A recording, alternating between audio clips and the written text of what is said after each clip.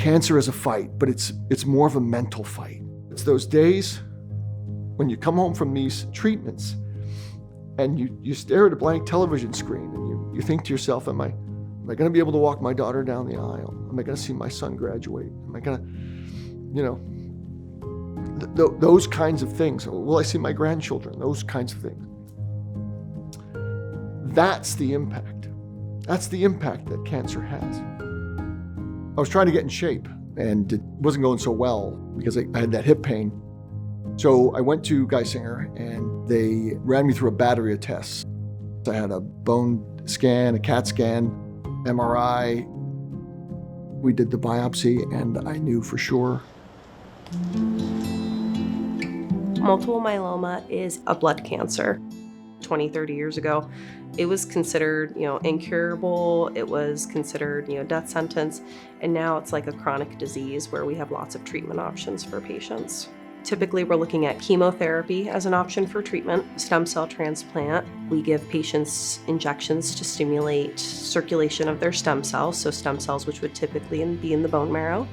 We give medication to circulate them through their peripheral system, and then we have a machine that's gonna collect those stem cells and we freeze them. And then what we do is set up a transplant date, so patients will be coming back in, they'll get high-dose chemotherapy, and then the next day we give him back his stem cells. We thaw them out and we infuse them back in.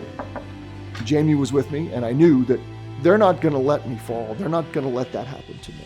The nurses, they're truly the best people on the planet. I'm only here because their care and their kindness and the kindness of my family and friends.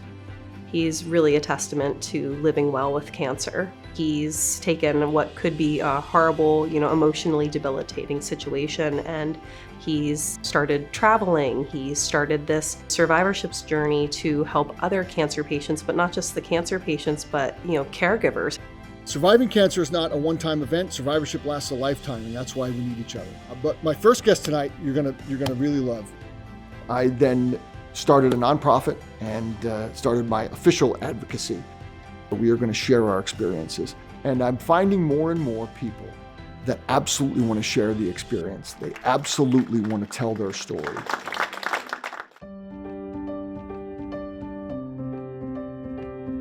I've got a lot to do, but it's so much more hopeful now because I know that these people are going to take care of me. We've just been monitoring his labs, making sure there's no signs of reoccurrence. If John ever needs anything, he just sends a message, and if he's having some aches and pains, we'll set up an x-ray, and we take care of him. Geisinger saved my life, and they helped me. And more importantly, they did it in the kindest way I could think of.